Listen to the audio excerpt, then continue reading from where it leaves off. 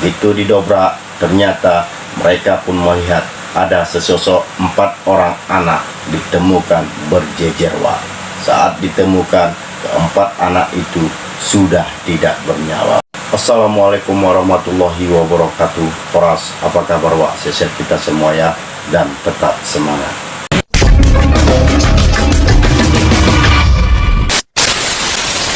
Oke, Wak, jumpa lagi kita. Kali ini aku akan kembali membahas kasus kriminal, yaitu kasus pembunuhan, di mana kasusnya ini terjadi di Jakarta Selatan. Kasus pembunuhan yang terjadi baru-baru ini sempat menggemparkan warga di sana, di mana 4 orang anak, 3 diantaranya masih balita, keseluruhannya dibunuh oleh ayah kandungnya sendiri. Keempat anak itu ditemukan oleh warga di sana 3 hari setelah ia dibunuh. Penasaran? Yuk ikutin video selengkapnya di Cerita Kriminal.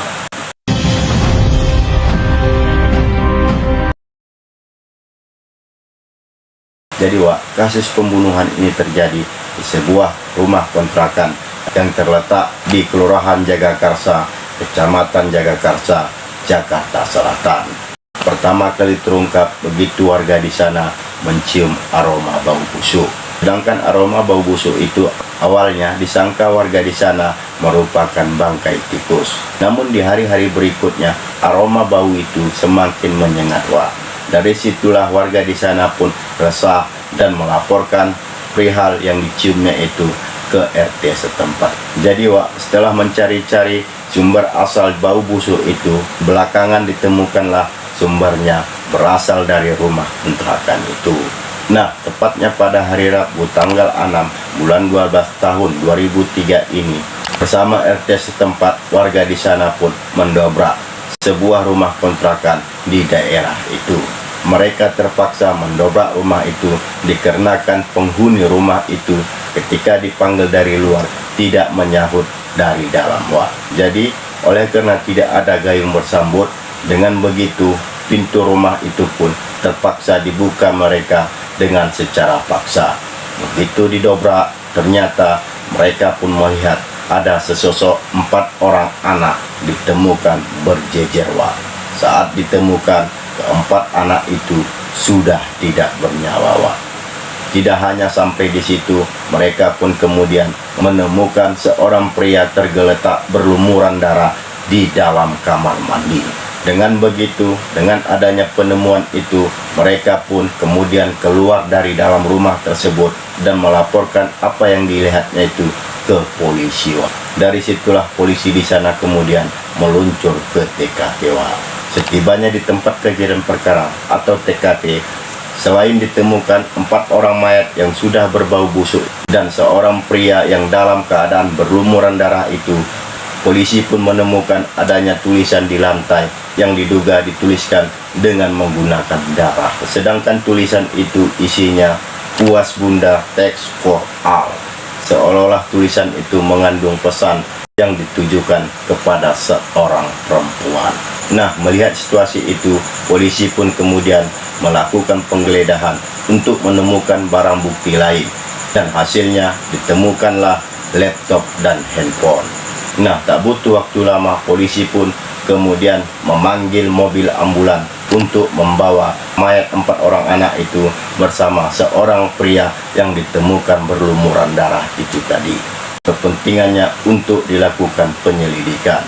Nah, dari hasil pemeriksaan, keempat mayat yang ditemukan itu ternyata masing-masing ada yang berusia 1 tahun, 3 tahun, 4 tahun, dan 6 tahun. Dan terungkap keseluruhan mereka dibunuh oleh ayah kandungnya sendiri yang ditemukan tergeletak berlumuran darah di dalam kamar rumah mandi mereka itu sendiri. Mirisnya, Wak, para korban ini dibunuh oleh tersangka dalam tempo selama 1 jam. Dan polisi pun mengungkapkan hasil pemeriksaannya bahwasanya si tersangka ini membunuh anak kandungnya dengan cara dibekapnya secara bergiliran, Wak. Dan bekapan itu dilakukannya selama dalam tempo 15 menit, Wak. Sedangkan korban yang pertama kali dibunuhnya adalah anak bungsunya sendiri yang berusia 1 tahun. Setelah 15 menit kemudian, setelah bergiliran, yang terakhir dibunuhnya adalah anak pertamanya yang berusia 6 tahun. Jadi artinya keempat anak itu dibunuhnya dengan cara dibekap secara bergiliran selama dalam 15 menit untuk satu orang. Bahkan dalam kasus pembunuhan ini terungkap pula bahwasanya si tersangka ini sebelum dan sesudah melakukan aksi kejahatan itu, dia pun merekamnya dengan menggunakan handphone nyawa. Dan setelah melihat keempatnya yang sudah dalam keadaan tidak bernyawa itu, dia pun kemudian meletakkan mereka secara berjejer. Tidak hanya sampai di situ, dia pun kemudian membetulin mainan anak-anaknya itu. Dan setelah melihat pemandangan seperti itu, dia pun kemudian mencoba untuk bunuh diri dengan menyayat tangannya dengan menggunakan sebilah pisau. Jadi kasus pembunuhan itu terjadi pada hari Minggu tanggal 6 Desember tahun 2023 ini. Keempat korban ini dibunuh tersangka siang hari antara sekitar pukul 13 WIB hingga 14 WIB. Semuanya dibunuh dalam kondisi sadar dalam tempo 1 jam.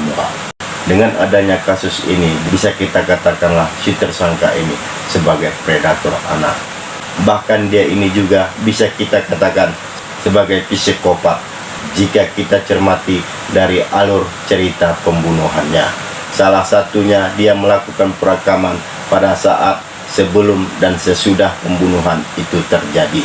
Dengan begitu, polisi di sana pun menerapkan pasal 380 junto pasal 340 KUHP tentang pembunuhan berencana, dan tersangka ini pun terancam hukuman penjara seumur hidup. Kita terungkap bahwasanya si tersangka ini sebelum melakukan pembunuhan terhadap keempat anaknya itu, dia pun 1 hari sebelumnya telah melakukan KDRT terhadap istrinya sendiri.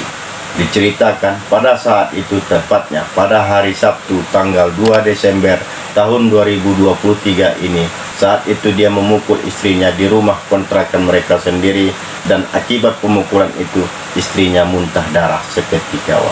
Dan akibat pemukulan itu istrinya pun terpaksa dilarikan ke rumah sakit terdekat untuk mendapatkan perawatan medis akibat luka-luka yang dialaminya. Nah, dari situlah kasus KDRT itu pun dilaporkan ke polisi. Nah, mungkin saja akibat adanya laporan itu, si tersangka ini pun kemudian panik dan melakukan aksi kejahatannya itu, yaitu membunuh anaknya sendiri. Jelas ya, Wak ya.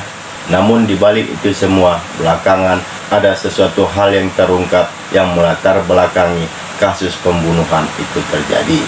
Sebab si tersangka ini telah berasumsi bahwasanya istrinya telah melakukan perselingkuhan. Terlebih lagi, si tersangka Panca Darmansyah yang berusia 41 tahun ini saat itu sedang menghadapi situasi yang sulit, di mana dia saat itu sedang berstatus sebagai pengangguran dan istrinya sendiri bekerja sebagai karyawan di salah satu perusahaan. Nah, berangkat dari himpitan ekonomi, tanggung jawab, kecemburuan, itulah sebagai faktor penyebab kasus pembunuhan itu terjadi. Demikian, sampai bertemu di episode berikutnya. Assalamualaikum.